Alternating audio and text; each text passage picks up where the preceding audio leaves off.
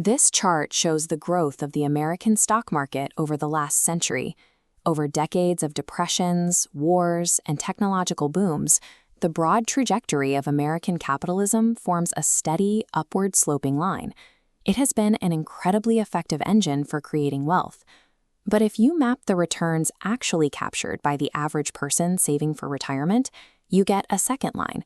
It's jagged, chaotic, and crucially, it sits far below the baseline. There is a massive, visible gap between the wealth the system generated and the wealth investors actually kept.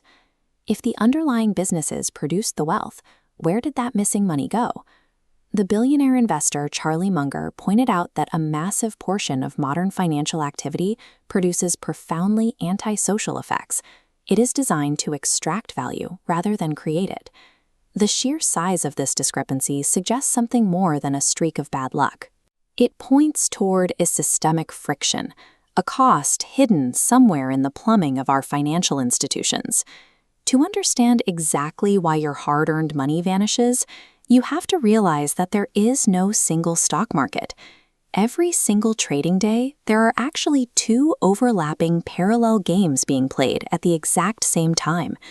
The first is the real market. The second is the expectations market. Wall Street's most lucrative trick is convincing you that you are safely participating in the first market, while they quietly trap your money in the second. The real market is the world of true investment. It is slow, highly tangible, and frankly, a bit boring. In this market, real companies hire real people to build actual products. They compete to provide services and generate intrinsic value. Wealth is created here in only two ways: through the steady payout of dividend yields and the compounding growth of corporate earnings over decades. Warren Buffett summarized this perfectly. Over the long term, investors in aggregate will earn exactly what the underlying businesses earn. Participating in the real market is a mathematically guaranteed winner's game. You are simply capturing the natural, inevitable expansion of the economy. But then there is its dark twin, the expectations market. Here, long-term value is discarded in favor of high-speed speculation. This market does not care about what a business actually produces. It only cares about guessing what another trader will pay for a piece of paper tomorrow morning. Because speculators are simply swapping paper back and forth, the internal mathematics are strict. Before costs, it is a perfect zero-sum game. But when Wall Street steps in, subtracting brokerage commissions, management fees, and taxes from that loop, it becomes a loser's game. The expectations market functions as a highly taxed casino, meticulously engineered to transfer your capital directly to the industry's croupiers. How does an industry convince intelligent people to stay inside a casino where odds are rigged against them? The answer is financial innovation. Wall Street manufactures endlessly complex products: collateralized debt obligations, credit default swaps, leveraged funds. These exist to stimulate action and bury new layers of fees deep inside the fine print. To sell these products, the industry uses incredibly complex mathematical models that lend a false sense of scientific certainty to their casino.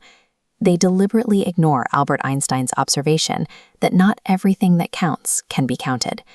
All of this extreme complexity and data manipulation serves one purpose.